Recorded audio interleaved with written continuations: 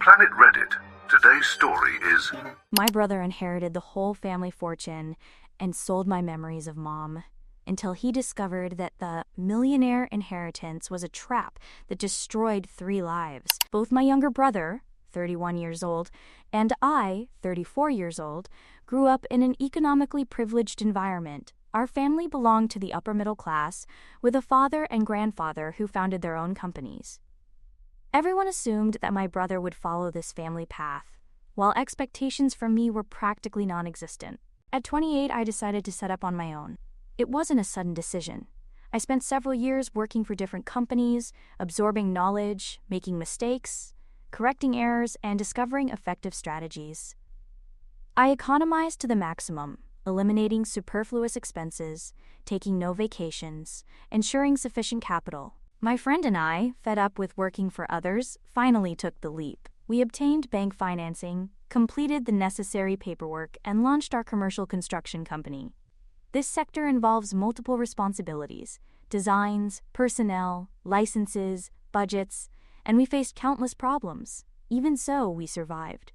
I am tremendously satisfied with what we built, especially because I achieved it without asking my father for a single cent. My father represents the traditional businessman. He firmly believes in generational legacy, in passing on the family patrimony, and maintaining influence through economic resources. Last year, he announced his retirement. He had been mentioning his desire to enjoy his final years in a warm climate for some time. His move to Florida came as no surprise to anyone until he revealed his true intention to bequeath his entire patrimony to my brother, excluding me completely. Indeed, I had my business established without financial worries, but that was not the issue. What was relevant was my absolute exclusion from her plans. I needed to understand her motives, so I asked directly. Her answer left me stunned. "You can still marry someone wealthy. You should consider that option." My own father, who raised me to value independence, suggested that my financial security should depend on a convenient marriage. Meanwhile, my brother, with a stable job but without great resources, supposedly needed the inheritance more. Why? Simply because he was a man? I expressed how unfair his decision was. His response? A simple shrug accompanied by, "That's the way the world works." I could have argued more, but what was the point? His decision was made. I decided to distance myself completely. My brother didn't support me either. I didn't expect him to fight for me, but I would have appreciated at least some acknowledgement of the injustice. Instead, he acted as if it were none of his business. He simply accepted the inheritance. After all, it was his father's decision. What my brother didn't know was that the coveted inheritance was far from what he expected. Years ago, I occasionally helped my father with the company's accounts. I'm not a professional accountant, but I have good organizational skills, and my father needed someone he could trust. When reviewing the figures, I noticed something alarming. The family fortune was not kept in secure accounts or conservative investments. It was tied up in risky businesses, many of dubious appearance. My father always showed a certain financial recklessness. He was fascinated by big opportunities with promises of extraordinary profits if you held on long enough. Properties with no apparent development, startups with no clear planning, even cryptocurrencies. He became particularly obsessed with the latter, investing as if he were a tech mogul. I remember hearing him talk about it, convinced of his vision, while ignoring all the warnings. At the time, I told myself it wasn't my problem. If he wanted to risk his money, that was his decision. But I knew that when my brother received that inheritance, he would be in for a bitter surprise. Sure enough, about a year later, he appeared desperate for help. Over the last 12 months, he had made commitments based on his imminent fortune. He had started a barely viable business. He had also taken out loans not only as advances, but from private financiers and even individuals using questionable methods. He had built his entire financial future on the belief that he could pay off all his debts once he received the inheritance. When the moment finally arrived, our father told him exactly what I had predicted. The money was not available. It was invested in projects that would eventually bear fruit. That specific word, eventually, no definite deadlines, no guarantees, only vague promises of future profitability. My brother had budgeted for immediate liquidity, thinking he would receive a check or access to some trust fund. Instead, he belatedly discovered that he had inherited a disaster, an unstable and unpredictable collection of potentially useless investments. He now owed considerable sums, and his creditors were demanding immediate payments. That's why he came to me. His desperation was evident from the start. Initially, he tried to hide it, asking about my company, making small talk as if we were simply catching up. But he quickly revealed his true intention. He needed financing. He didn't come out and say it at first, but it was obvious. He began by praising the success of my company, my financial intelligence, expressing pride in my achievements. He was preparing the ground, trying to flatter me before making his request. Finally, he made his need clear: a loan. And not a small one. He needed to cover debts accumulated over the last year, and from the way he spoke, the sum was considerable. Sitting listening to him, I could only think how much responsibility I bore in this situation. The worst part was remembering his lack of support. When Dad decided to leave everything to me, when they suggested I look for a rich husband instead of waiting for an inheritance, he remained silent, allowing it. He never questioned the fairness of it, never considered whether I deserved better treatment. But now, in difficulty, he suddenly expected mutual solidarity. I wondered what would have happened in reverse circumstances if I were struggling financially while he prospered. Would he have helped me? The answer was obvious. He wouldn't have. So I rejected his request. He didn't react well. He tried to make me feel guilty, claiming that he would have done the same for me. He even showed anger, as if I owed him something simply because we were related. But it wasn't my mess, and I wasn't going to solve it. He left completely dejected. I don't know what he'll do now. Maybe he'll find a solution, maybe not. Maybe the paternal investments will finally generate profits, and he'll receive what was promised. But it's no longer any of my business. In the days that followed, I discovered the magnitude of the disaster my brother had created. Initially, I thought he had only ruined his personal finances and taken out some unfavorable loans. That was bad enough. But then I learned something worse. He had used the family home as collateral for a loan with usurious interest rates, and now those creditors were threatening to sell it. That house meant everything to me. It wasn't just a property, it represented our childhood, it held countless memories. It was where I spent the last years with my mother before she passed away. I could still picture her making tea in the kitchen, humming some old tunes softly. I could still hear her voice echoing down the hallways, calling us in for dinner. The possibility of losing that house tormented me. I don't understand what my brother was thinking. He knew perfectly well what that home meant to me, how much I cherished it. However, he risked it completely, believing he had an easy solution with the supposed paternal inheritance. He was so convinced of receiving that money that he never considered the consequences if his plans failed. I would not allow it to destroy one of the few maternal vestiges that I had preserved. I decided to intervene. I contacted my brother, offering to help with the house. Initially, he seemed relieved, probably thinking that I would rescue him completely. But I was not acting for him, but for myself. I would not let a lender take possession of such a significant place. I contacted the creditor personally. They weren't exactly friendly, nor did they care about my emotional attachment to the property. They just wanted to get their money back. After numerous negotiations, I managed to set up a payment plan. Once the agreement was finalized, I informed my brother. The house was now mine. I would take over the payments, therefore I would live there. He could occupy the guest house while he sorted out his situation. Nothing more. His reaction was negative. He argued that the house had enough space for both of us, that we could live together, but I made it clear to him that my money meant my rules. From my perspective, he had compromised the house. He made irresponsible decisions, and I was solving everything. If I took responsibility, I would set the conditions. First rule: clear boundaries. I made it explicitly clear that I did not want to live with him. I needed personal space without having to deal with his problems on a daily basis. The secondary house was perfectly adequate.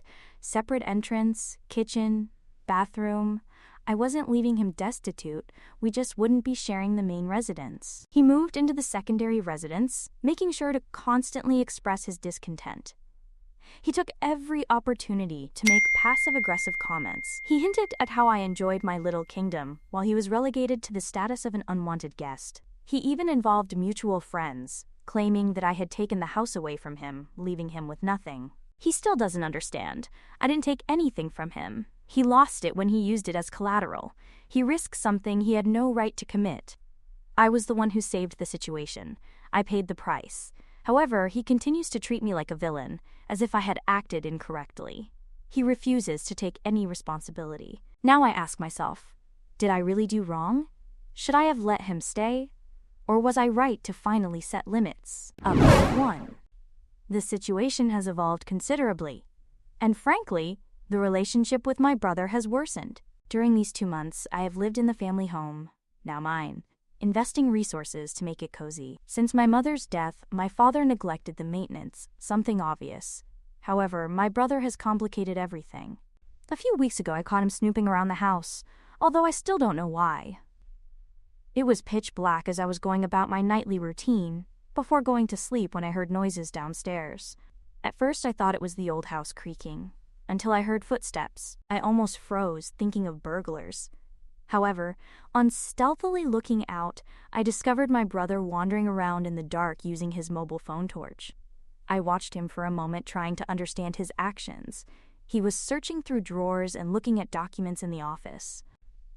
My first thought was that he was looking for belongings he had forgotten during his time living at home, but then I remembered that he hadn't lived here for years, with no justification for accessing that room. I turned on the lights and exclaimed, "What the hell are you doing?"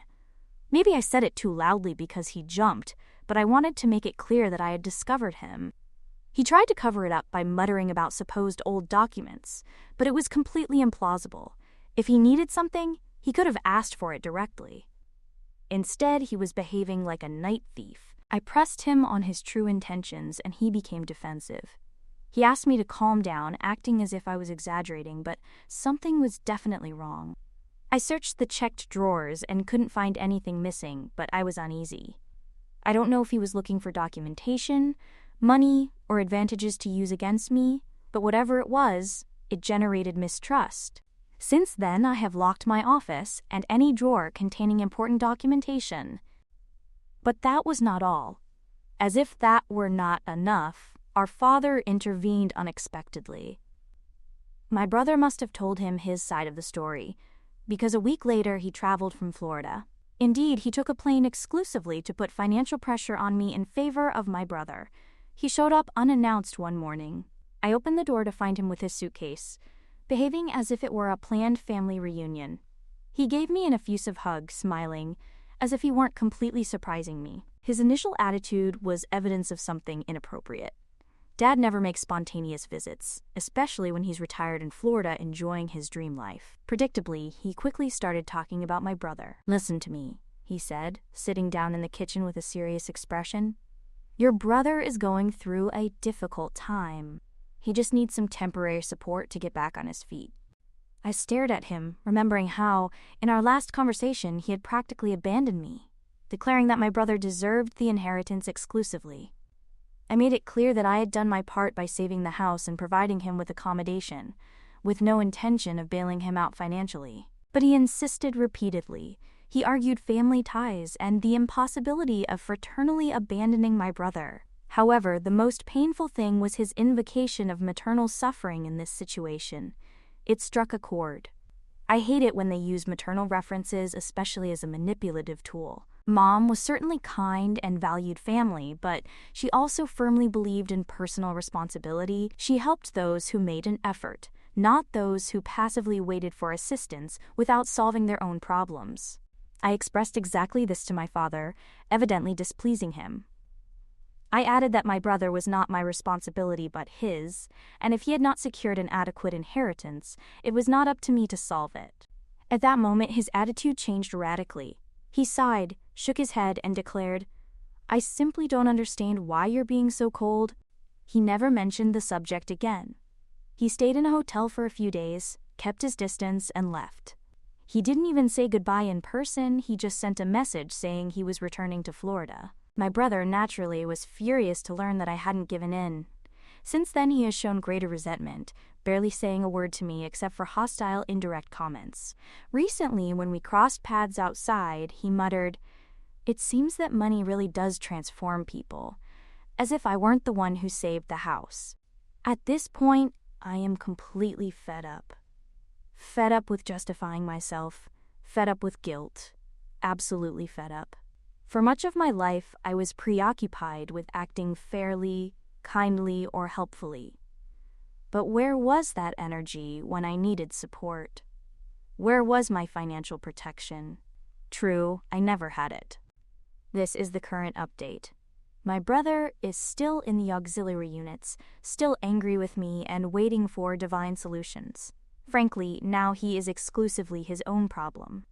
Another potential problem is that he can stay angry but without accommodation. This is likely if his ingratitude persists. Update 2. About a week ago, I noticed that several expensive handbags had disappeared. Initially, I thought I had misplaced them. I don't use them often, and some were stored in the wardrobe, possibly under other belongings. However, the more I searched, the more I confirmed their absence. They weren't just any bags. Some were gifts from my mother, pieces collected over the years. My mother wasn't a fan of luxury brands, but she treasured certain special bags that she left me when she passed away. Their sentimental value far exceeded any commercial price. I began an exhaustive search. I dismantled wardrobes, checked under beds, examined dressing rooms for possible unusual locations. Nothing. My suspicions quickly pointed to the only possible suspect, my brother. I avoided jumping to conclusions, but let's face it, he was the only additional inhabitant on the property, and given his history of disastrous decisions, it was logical to consider him responsible. I visited the outbuilding by knocking on his door. When he opened it, I asked him directly about the missing handbags. Naturally, he feigned complete surprise. He simulated confusion with an obviously false expression, asking, "Why would I take your handbags? What use would they be to me?" Absolutely unbelievable. I meticulously observed his expression, looking for inconsistencies. He avoided eye contact while his voice sounded artificially casual, trying too hard to project innocence. I didn't press him immediately. Knowing that he would deny any theft, I simply said, "Okay, let me know if you see them," and I left. Later that night, taking advantage of his absence, I searched his accommodation. If he had stolen the handbags, they would be there. I checked the wardrobe, under the bed, even the bathroom cabinets in case he had been naive enough to hide them in plain sight. I found nothing. For a moment, I doubted my suspicions until I spotted his laptop on the desk. Some would consider such a search invasive, but at that point, it was irrelevant. If he was stealing from me, I had every right to check. This genius didn't even password protect his access. I checked the browser history immediately and found conclusive evidence. Searches such as Chanel handbag valuation, sale of secondhand designer handbags, even best platforms for fast handbag sales. Continuing on, I found his eBay account clearly showing the maternity handbags advertised for sale. My fury demanded to go out for a breath of fresh air. Finding him in person would have provoked a direct physical confrontation. I photographed all the evidence, search history, eBay ads, absolutely everything. I needed proof against possible evasions. Then I waited. Hours later, he finally returned. As soon as he came in, I confronted him directly. Without allowing a response, I showed him the screenshots demanding, "Explain this." He visibly paled. He stammered briefly, trying to make excuses, but I interrupted immediately. I refused to listen to pathetic lies, indicating only one option: leave early tomorrow or I would call the police. He tried to rectify by claiming temporary financial need, promising to inform me eventually. He even had the nerve to say, "I was thinking of giving you a percentage of the profits." Money completely irrelevant to me. I ordered silence. I was fed up. Lies, excuses, his entire presence. I repeated, "Leave tomorrow or the police will intervene." I added the obligation to retrieve the bags under the same threat. He must have perceived my absolute determination because he stopped arguing. He simply left, furious, muttering imperceptibly as he closed the door violently behind him. I got up early expecting him to leave, but he stayed. Consequently, I called the authorities before going to work. I don't know the procedure, but the officers wouldn't leave without him. I am writing from work with limited information, waiting for further updates. Update 3. Positively, I recovered some bags through eBay, who contacted buyers informing them of the acquisition of stolen products. As I understand it, eBay reimbursed funds and additionally compensated affected customers. Other bags were irretrievable due to anonymous or unknown face-to-face sales. Fortunately, most of the mother's bags have been returned. Negatively, my brother received minimal consequences: a criminal record, probation, and the obligation to financially compensate for irretrievable, valuable handbags. I regret insufficient judicial measures, probably due to indirect paternal influences. At the very least, he should have had to sell his only valuable vehicle for financial compensation. Update 4. Apparently, my brother has managed to evade creditors, simultaneously surprising and inevitable. I had absolutely no information for months. No messages, calls, or indirect family references. I only found out something when the lender appeared in person. He identified himself by explaining fruitless attempts to contact my brother, who had basically disappeared, ignoring calls, messages, all communication. Inexplicably, he assumed that I would know his whereabouts. I made it clear that I had no idea where he was and had no intention of finding out. He seemed incredulous but had no alternative. I would never try to help him find my brother. He finally left. Even after his deplorable actions, I felt a certain concern. Not out of empathy, but because his disappearance was unusual, even considering his character. I contacted my father and got little response. He knew my brother was safe but gave no further details. Simply, "He's safe." Sufficient information as it definitively ceased to be my responsibility. He chose his actions, destroyed ties, and now faces the consequences. Update 5. Another lender contacted looking for information about my brother. I was fed up with receiving these calls, having previously made it clear that I didn't know anything. However, after discovering his whereabouts, I provided information immediately when they came back to ask, definitively ceasing further contact. Recently discovered brother living with father in Florida. Previous suspicion belatedly confirmed without knowing exact address. No interest in protecting individuals from consequences, especially in brother's case, leaving him to face situation without favorable intervention. Update 6. Considerable time passed without updates about brother/lenders. Rest assured, he did not end up submerged among Florida crocodiles. They located him and collected the entire outstanding debt, although technically they collected the last cent owed using the father's assets. Current information indicates that the father had to sell the family home to pay off his son's debts, relocating to a less expensive state than Florida. After the holidays, I received his congratulations, to which I replied politely. He later tried to strike up a conversation, immediately detecting financial intentions. I replied that if he was looking for funding, my brother could marry someone wealthy. Inexplicably, I do not expect to receive any paternal/fraternal messages for the next anniversary.